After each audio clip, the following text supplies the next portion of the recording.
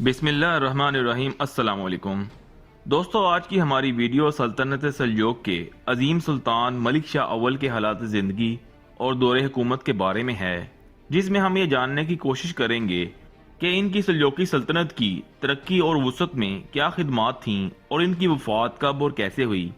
दोस्तों, सुल्तान मलिक शाह अव्वल मशहूर सल्जूकी सुल्तान अल्परसलान के बेटे थे, जिन्होंने अल्परसलान की वफात के बाद 1072 ईस्वी से 1092 ईस्वी तक तकरीबन 20 साल सल्जूकी सल्तनत पर हुकूमत की। इनकी तारीख पैदाइश 1055 ईस्वी में बयान की जाती है।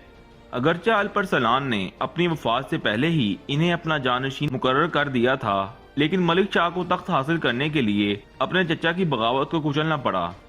बहरहाल 1072 में अल्परसलान की वफात के बाद मलिक शाह अव्वल सल्जूकी सल्तनत का सुल्तान बन गया।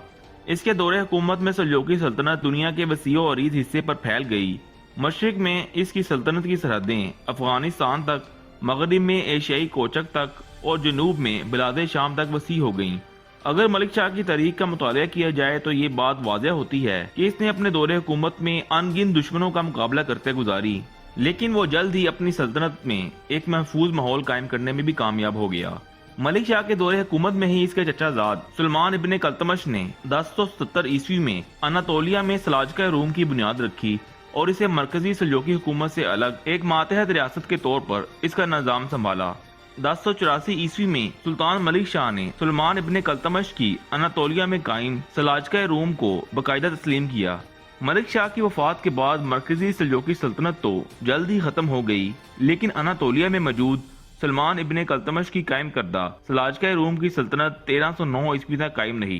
डेरेजल उर्तकुल में दिखाई गई सल्जूकी सल्तनत और सुल्तान अलाउद्दीन के बाद दरअसल सुल्तान इब्ने कल्तमश की नस्ल से ही थे। बहरहाल दोस्तों, मलिक शाह ने 1072 से 1092 ईस्वी तक तकरीबन 20 साल हुकूमत की और इसका दौरे हुकूमत सल्जूकियों का एक सुनहरा दौर कहलाता है। लेकिन तारीखदान मलिक शाह अव्वल की हैरत अंगेज कामयाबियों में इसके वजीर निजामुल मुल्क का किरदार भी अहमियत के साथ बयान करते हैं। बहरहाल 1092 ईस्वी में मलिक शाह को जहर देकर कत्ल कर दिया गया और इस वक्त इसकी उम्र सिर्फ 37 साल थी और इस कत्ल से सिर्फ एक माह पहले ही मलिक शाह के इंतहाई वफादार वजीर निजामुल मुल्क को भी बगदाद के रास्ते में छुरियों के वार करके कत्ल कर दिया गया था। और ये दोनों कत्ल आज तक ज़िया राज में हैं कि ये किसके कहने पर हुए। बाज़ तारीखदान इन दोनों कत्ल के इल्जाम बगदाद के अब्बासी खलीफा पर लगाते हैं और बाज़ इसे हसन बिन सबा के कातलों की कारस्तानी करार देते हैं।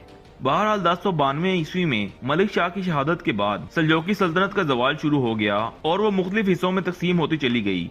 अनातोलिया में खलीज अरसलान ने खुद मुख्तारी का ऐलान कर दिया तो शाम में मलिक शाह के भाई तोशिश अव्वल, इराक में बर्क यारक, फारस में महमूद अव्वल और खरासान में अहमद संजार बरसद इक़्तिदार आ गए।